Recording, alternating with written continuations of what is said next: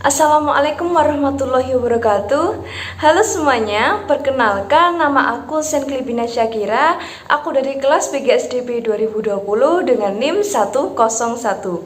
Di sini aku akan mereview tugas pendidikan kewarganegaraan tentang wawasan Nusantara. Wawasan Nusantara bisa kita bedakan menjadi dua pengertian, yakni pengertian secara etimologis dan pengertian secara terminologi. Secara etimologi, kata wawasan Nusantara berasal dari dua kata, yaitu wawasan dan Nusantara. Wawasan Nusantara merupakan pandangan bangsa Indonesia terhadap lingkungan tempat berada, termasuk diri bangsa Indonesia itu sendiri. Wawasan Nusantara merupakan wawasan nasional bangsa Indonesia. Wawasan nasional merupakan cara pandang bangsa Indonesia terhadap diri dan lingkungan tempat hidup bangsa yang bersangkutan. Namun demikian timbul pertanyaan, apa sih wawasan Nusantara dan apa pentingnya bagi kehidupan berbangsa dan bernegara? Cara bangsa memandang diri dan lingkungannya tersebut sangat mempengaruhi keberlangsungan dan keberhasilan bangsa itu menuju tujuannya. Bagi bangsa Indonesia, wawasan Nusantara telah menjadi cara pandang sekaligus konsepsi berbangsa dan bernegara. Hal ini menjadi landasan visional bangsa Indonesia. Wawasan Nusantara memiliki peranan penting untuk mewujudkan persepsi dan yang sama bagi seluruh warga negara Indonesia. Perbedaan persepsi, perbedaan pendapat, dan friksi-friksi antara kelompok dalam konteks sosiologis, politis, serta demokrasi dianggap hal yang wajar dan sah-sah saja. Hal di atas justru diharapkan dapat menghasilkan masyarakat yang dinamis dan kreatif, sinergis untuk saling menyesuaikan menuju integrasi. Adapun sumber-sumber yang melatar belakangi berkembangnya konsepsi wawasan Nusantara. Yang pertama yaitu latar belakang historis atau biasa disebut dengan sejarah.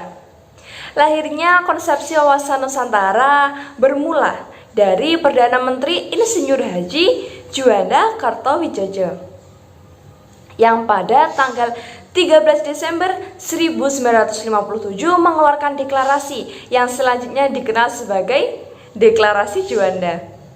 Isi pokok deklarasi ini adalah lebar laut teritorial Indonesia 12 mil yang dihitung dari garis yang menghubungkan pulau terluar dari Indonesia.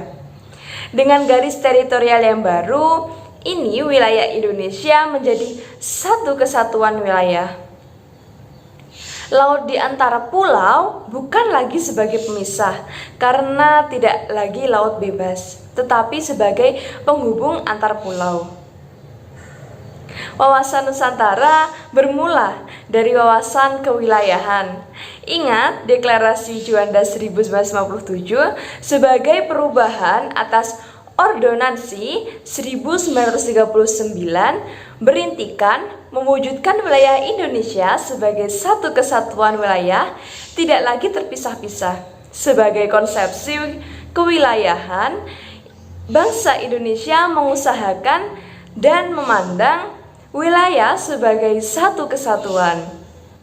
Yang kedua yaitu latar belakang sosiologis. Seiring tuntunan dan perkembangan konsepsi wawasan Nusantara mencangkup pandangan dan kesatuan politik, ekonomi, sosial budaya, dan pertahanan keamanan termasuk persatuan sebagai satu bangsa.